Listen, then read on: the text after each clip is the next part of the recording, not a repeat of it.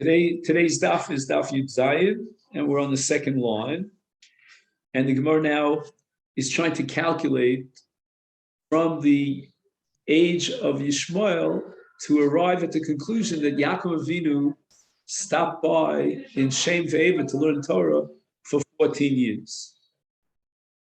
So the Torah, and this is the last thing we covered yesterday, had recorded that Yishmael died at the age of 137. So that's our base number, and we have to come back to see the significance of 137. Kama kashish Yishmael miYitzchak arbeisar shnin. Yishmael was 14 years old when Yitzchak was born. Tichsiv, how do we know that? Avram ben Shmonim Shana, v'sheish shanim, v'ledes Hagar es Yishmael Avram. So Avram is 86 when Hagar gave birth to Yishmael. Okay, so the birth of Yishmael coincides with Avram's, we'll call it his 86th birthday. Uksiv. Now, at what point did Avram become a father to Yitzchak? When was Yitzchak born? Avram ben Ma'at Shana. So we go from 86 to 100. Bivali lo es Yitzchak beno. And therefore we conclude through this calculation that Yishmael is 14 years old. He was born when Avram was 86. And Yitzchak was born when Avram was 100. Hence, at the birth of Yitzchak, Yishmael is 14 years old. So that's what we have so far. Uksiv, the Yitzchak ben Shishim Shana b'ledes Osam. Now we're going to the birth of Yaakov and Esav. And Yitzchak is 60 years old at the time of the birth of Yaakov and Esav.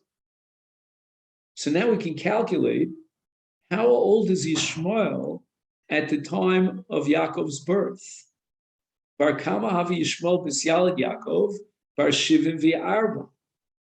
We arrive at the number 74, because if Yitzchak was 60 years old, Yishmael was 74 because Yishmael was older than Yitzchak by 14 years. So we're going to add 14 years to 60, and that's going to arrive at 74.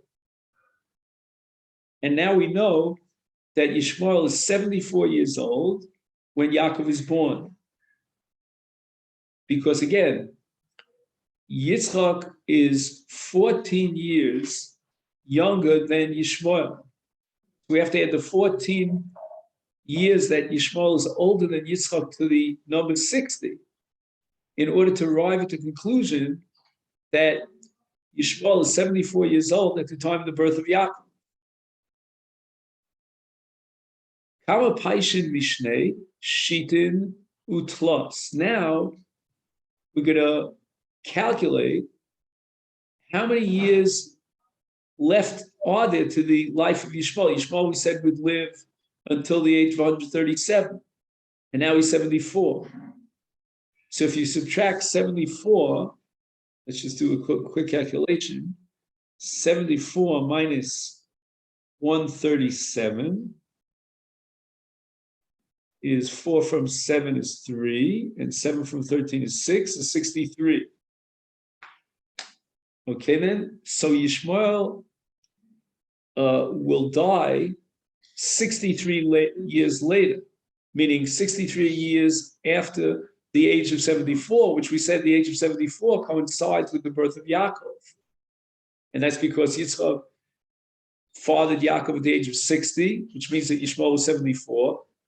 And now, at the age of 74 of Yishmael, Yaakov emerges in this world, and Yishmael is going to die 63 years later. By adding 63 to 74, you get 137. So it means that Yaakov is now 63 years old. So we have Yaakov 63 years old at the time of the death of Yishmael.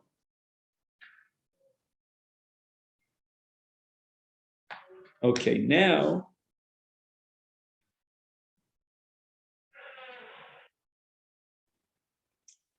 Now, at that time that Yishmael died, we're going to figure out that Yaakov received the bracha from Yitzchak. How do we derive that?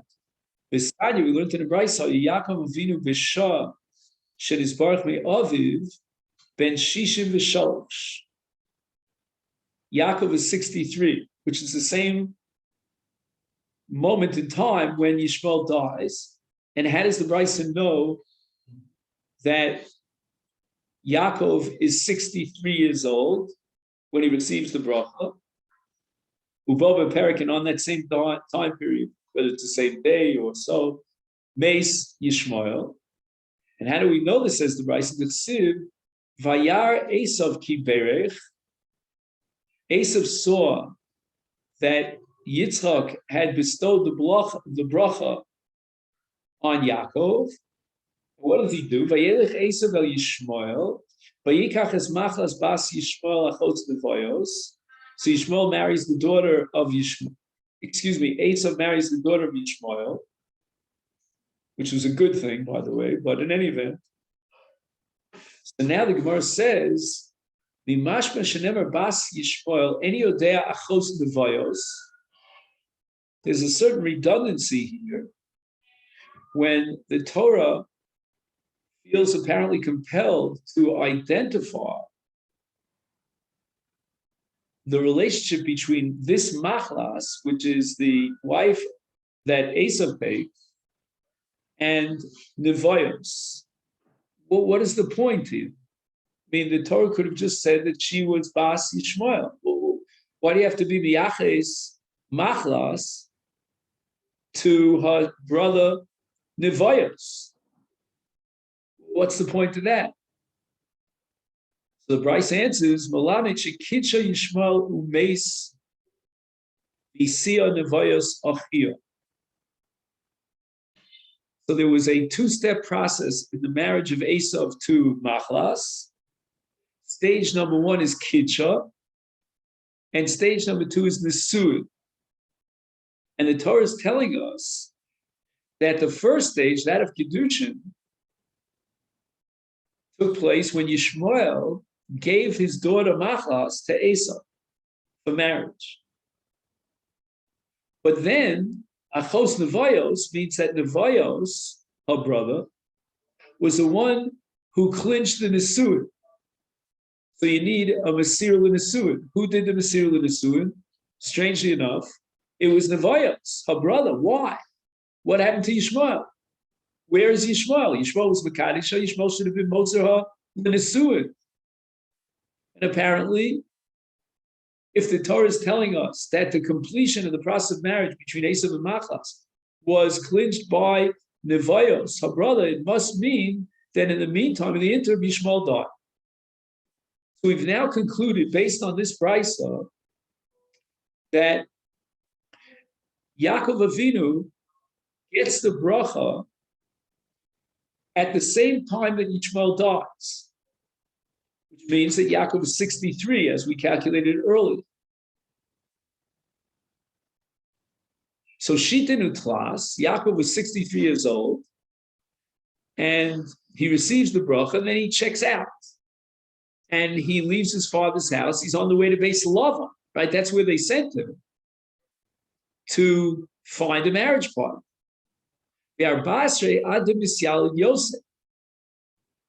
How long was he in Lavan's house until Yosef was born? That was 14 years. Now, how do we know that? So here we have a long footnote, which we'll come back to in just a minute. Right now, let's accept on blind faith that from the time that Yaakov left his father's house until Yosef was born was 14 years. Now, Yaakov, we said, left his father's house when he was 63.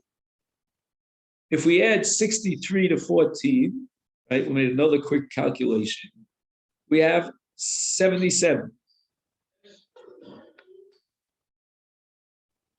So that means that at the time of the birth of Yosef, Yaakov Avinu was 77. Uksiv, and the Torah says, Yosef ben Shloshim Shana, the Amdol Lifnei Paro. At the age of 30, he stands in front of Paro. And now, if Yaakov was 77 at the time of the birth of Yosef, then we add 30 years in order to calculate how old was Yaakov Avinu when Yosef stood in front of Paro, and 77 plus 30 is 107. Hamea Usheva.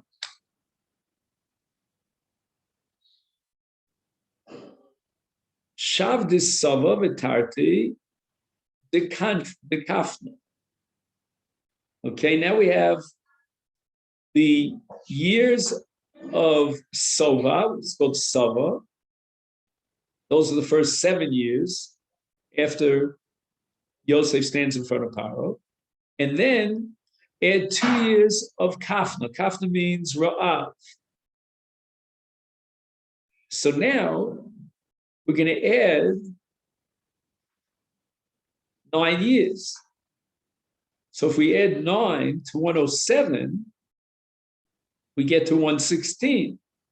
Homei v'shitzai.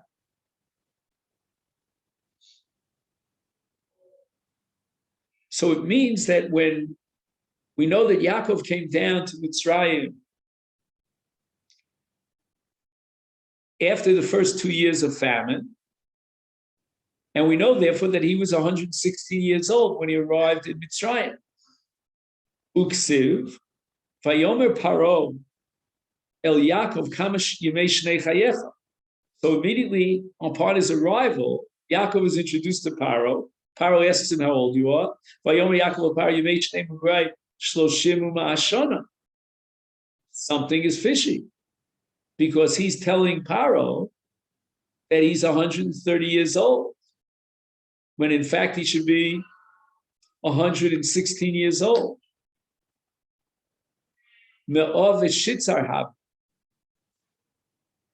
How could he identify himself, Yaakov, in front of Paro as being 130, when in fact, according to all these calculations, he was 116? We're missing 14 years. He was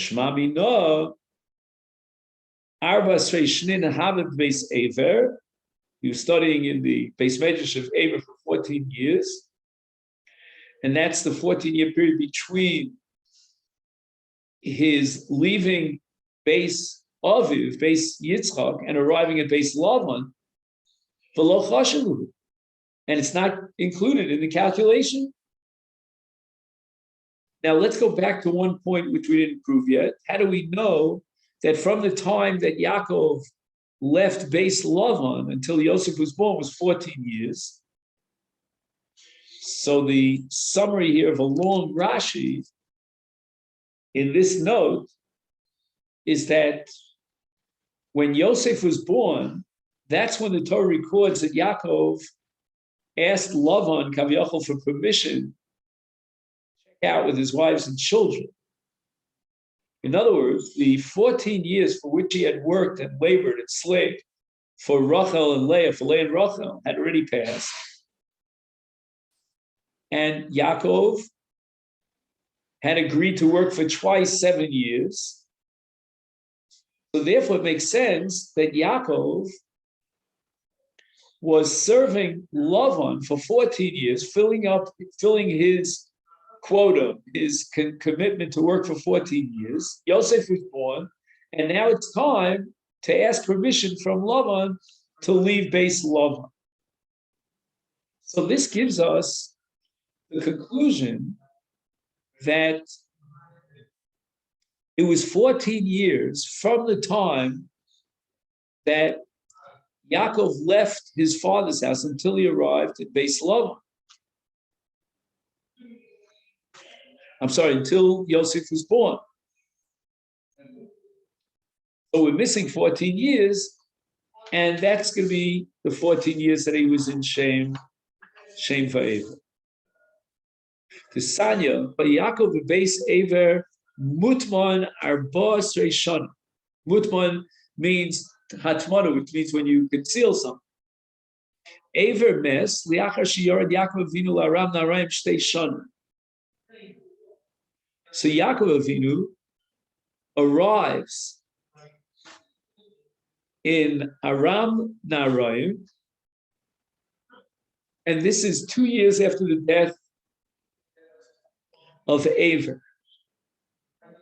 So we have to figure out what was Yaakov doing. So again, for 14 years he was studying at the feet of Aver, the base Masechet of Aver. And 2 years after those 14 years, when Yaakov goes down to Aram Naharaim, right, to find his marriage partners, 2 years later, Aver dies. Yotza misham ubalo Aram Naharaim. Nimsuk sha'omer al be'er ben shivim v'sheva shana. So when Yaakov arrives in Naharaim, he's 77 years old, and he arrives at the bear, at the well, and that's where he meets Rachel. So that 14 years had elapsed between the time that he left base Yitzchak at the age of 63 until he arrives at base Lavan at the age of 77, which is 14 years. That's the discrepancy. What happened during that 14 years lapse or gap? And the answer is, he was studying in Shem, in base Aver. Now, we had said yesterday that although during that 14-year period, Yaakov Avinu was not Mechabed Aviv Ve'imo, he was dedicated to the study of Torah, nevertheless, he wasn't punished for those 14 years in which he neglected Kibbud Av Ha'em, Inolan, to Lo Menash. Sanya, we learned in the Brayso, Nimsi Yosef, Sheperesh Me Aviv Esrim Shtaim Shana. Yosef was away from his father for a period of 22 years after he was sold by his brothers. 22 years had passed by. He was 17 years old when he was sold, and he was 30 years old when he stood in front of Paro. Right, so 17 is how much? 17 from 30 is 13 plus 7. Just 1 second. So how do we get 22? Just 1 second. Plus 9, I should say. Did I say 7? 7. Right, so 17, right, and 30. So now he's 30, standing in front of Paro, and 7 years later, the famine begins. 2 years later, Yaakov comes. So and Yaakov had left at the age of 17, right? So when Yaakov comes down to Mitzrayim, right? Yosef had been sold when he was 17. When Yaakov comes down to Mitzrayim, Yosef is 37. And 37. Oh, plus 2. Right, I'm sorry, 39. Do you have it? I'm adding 2 years of famine. So what we have now is Yosef leaves his father when he's sold at the age of 17 and reunites with his father 9 years after his age 30, which means at the age of 39. So from 17 to 39, he is, so to speak, neglecting Kibbud Av Ha'em. So the Brayso says the following: Kishem sheperish Yaakov Avinu me Aviv. The Yaakov Talsin V'Shita Havyan.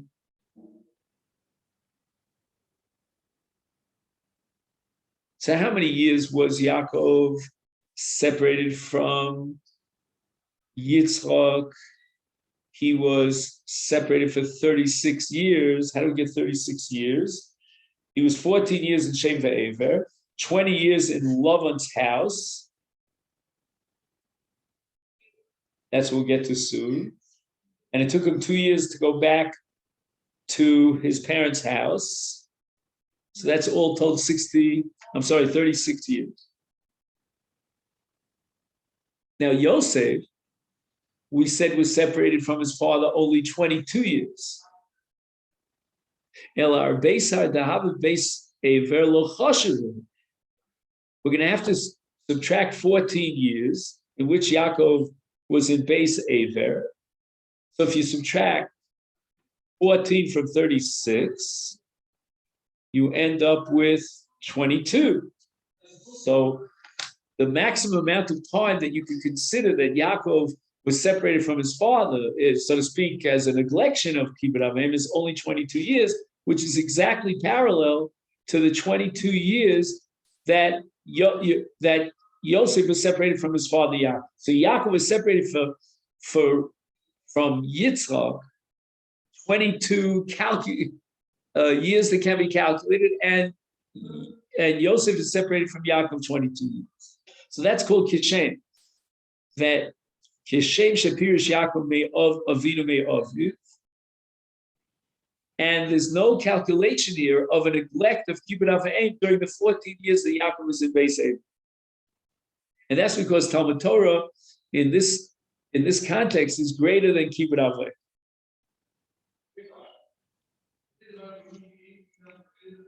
So to Beis Lavan Esrim Shnin Hamin. So you've justified the 14 years out of the 36 that Yaakov was separated from Yitzchak because he was busy with Torah study, but was still left for 22 years during the period of time when he was in Lavan's house. So why isn't he punished for those 22 years? You've exonerated him from any level of responsibility during the 14 years he's in Shem Aver, but what about the rest of the balance of the 36 years, which is the 22 years that he's in Beis Lavan? Mishum dishtaye v'orcha tarten shnit.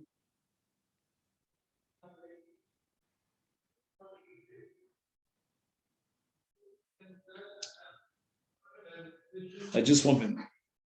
So the Gemara is emphasizing here Esrog Shnit. Right? He was in Beis Lavan for 20 years. And we're saying that after he left Beis Lavan, it took him 2 years to get back to his father's house.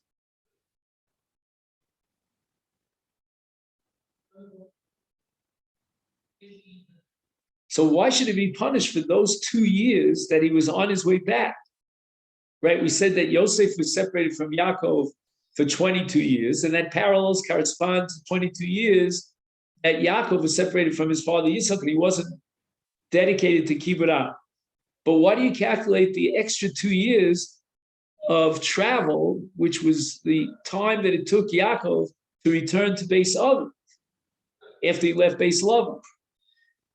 And the answer is that apparently there was some delay over here in the return of Yaakov to Yitzchak. The sign we learned to the Brisa, Yotza me'aram narayim, ubolo l'sukos. So now Yaakov is on his way back to his father's house. He leaves Aram Narayim, where he married the 2 sisters, and he had worked for Lavan there 20 years. And now he comes to a place called Sukkos. And he remains, and he dilly-dally, so to speak, in Sukkos for an 18-month period. Shenemar, v'Yakov nosa Sukkosa, v'yiven lo bayis u'vikneu asa Sukkos. Now, the 18-month period of time here is indicative or reflective of 2 summers and 1 winter. So you have 6 and 6, which is all told 2 summers. That's 12 plus 6 months of winter, and that equals 12 months. How do we count? The Sukkos is where he dwells during the summertime. He's basically outdoors, just to cover. And during the winter months, he's in a bias. So that's what it means. V'Yaakov nasas sukosa, and that's going to count for 12 months. But even though bias, that's going to count for another 6 months, all told 18 months. But bias also, the Beisel also Shisha Chadoshim Vikrim Zvach. Now we're up to 18 months. How do we get from 18 to 24, making it a full 2 years until Yaakov, from the time Yaakov left Aram Naraim until he returns back to Beersheba? It is another 6 months. So where did that 6 months come from? And the answer is that he was for 6 months in Beisel. Right? That's where he had his dream, and that's where he now comes back to bring karbanos. And the pasuk says, "Kum alei Beisel." This is after the Ma'aseh Shechem.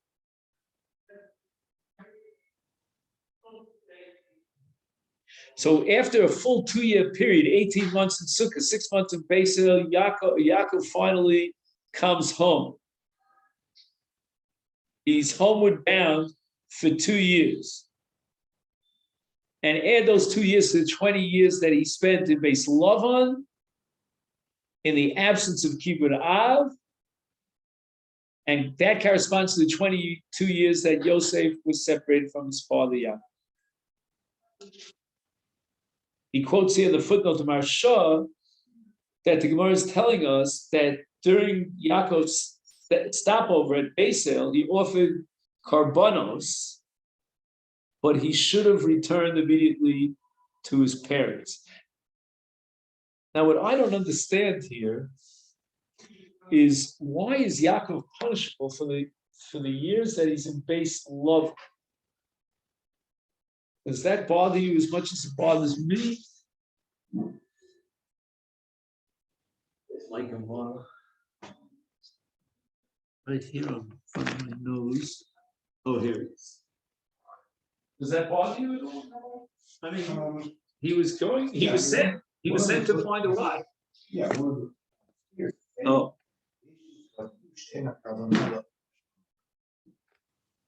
Does he elaborate on that?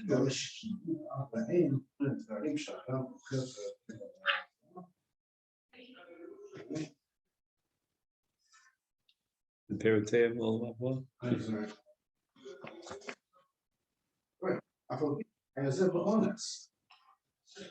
Oh, so he's definitely bothered by our question. So it can't be a real punishment. He was running away from a scary brother. And he was also not only running away from Esau, he was also trying to find a wife. Right? He had a double command. Rivka was concerned about Yaakov's future because she knew that Esau was plotting to kill him. And Yitzchak wanted to make sure he would marry a girl, Tikach Mibnos Knan. So what are we saying? That somehow he lost maybe some element of Perotzei Olam Haba, something along that line. Is that what he's saying?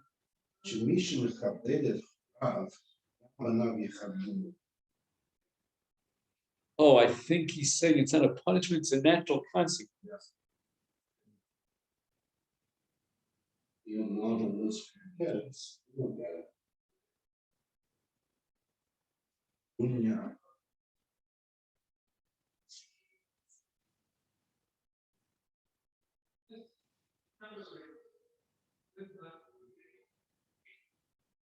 Oh, here I have something. Maybe it's exactly what you have. Let's see.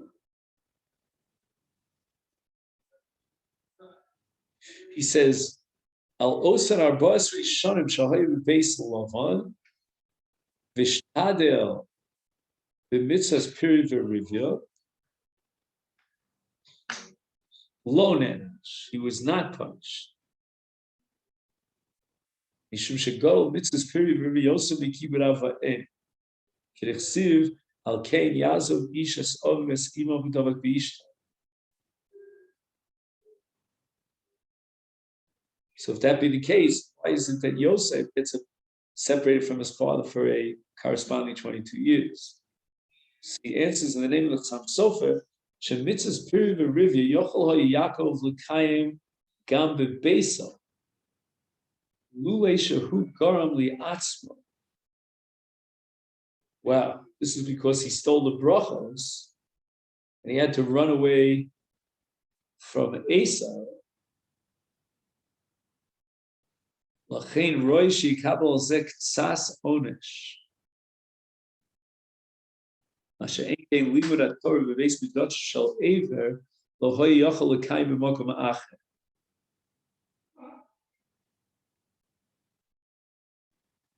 I'll tell you the truth, the questions here are better than the answers. I don't know. But I think if you go with the approach maybe of a natural consequence, that's a better way of going. Okay, then, so we could say Hadron Alecha Megilla Nikras. Okay. So now, what do you say? There's no mention of the owner. Well, the onich presumably is the fact that he doesn't have a relationship with his son Yosef, who was Mishamish in all those years, 17 years, during the 22-year period that Yosef was in Mitzrayim.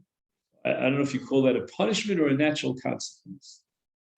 Okay, we begin the second chapter. In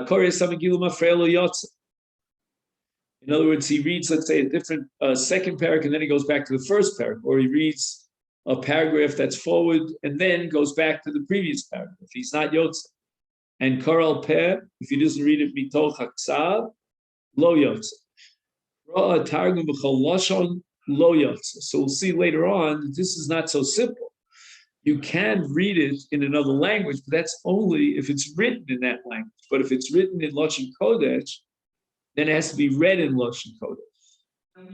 Also, we're going to soon see that there are differences between someone who does know another language as opposed to someone who doesn't know another language.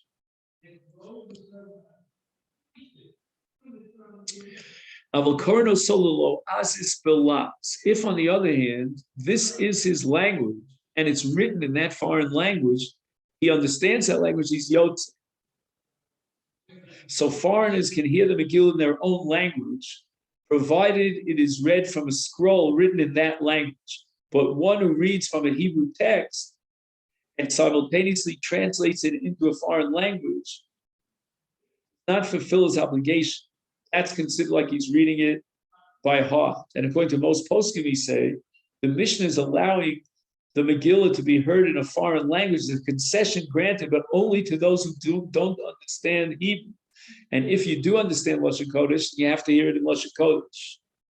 But let's say he doesn't understand a word of Hebrew, Ashuris, but he hears the entire Megillah in Hebrew, then although, despite that he doesn't understand the word, he has fulfilled his obligation.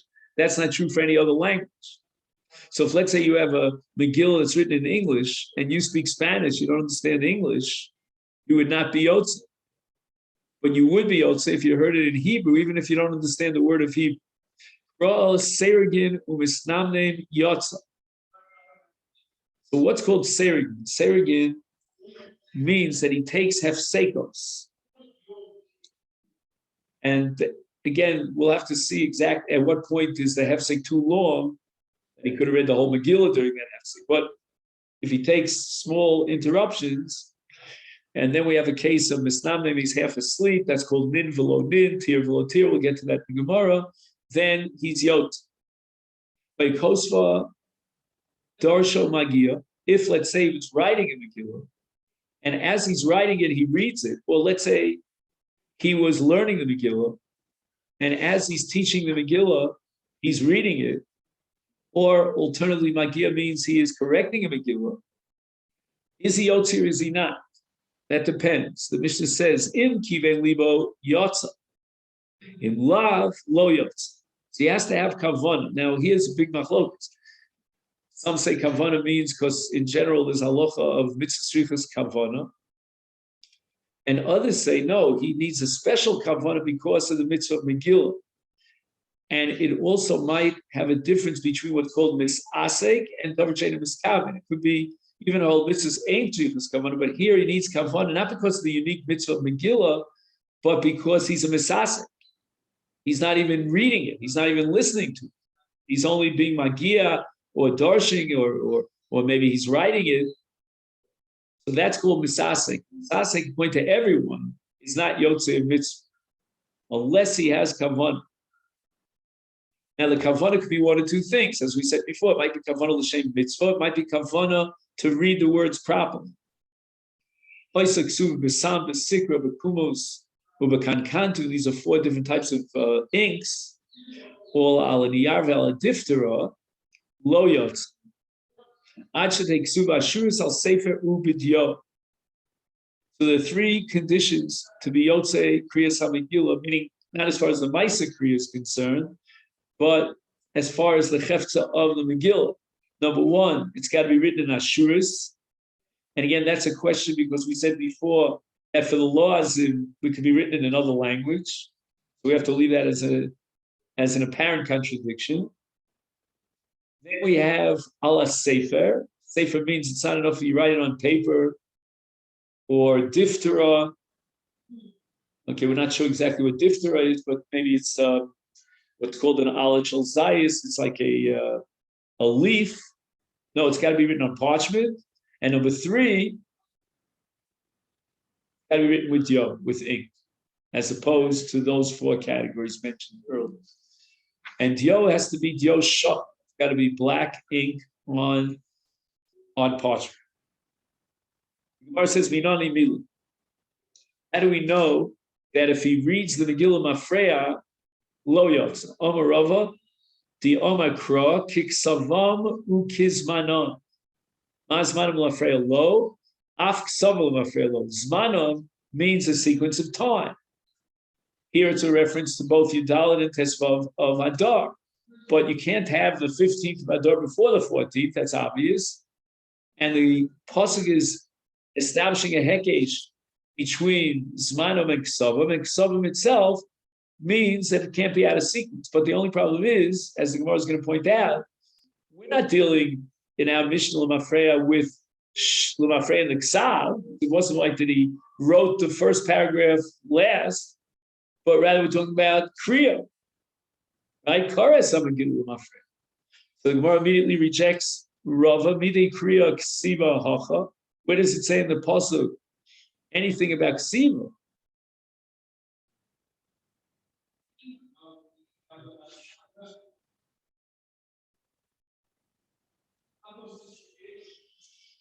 What does it say in its pasuk? It says, "Lios osim eshnei hayom elu kiksavim kizmana." We're talking about asiya. We're not talking about ksiva. We're talking about actually fulfilling the mitzvahs of the day. Ella, therefore, the Gemara substitutes me'hach. We have to have a different derivation. Hayomim tetziv hayomim ha'elin iskarim v'nasim. We have a hekesh between zechira and asiya. Iskish zechira la'asiya. Ma asiya l'mafreya lo, af zechira l'mafreya lo. So what does it mean that asiya l'mafreya lo?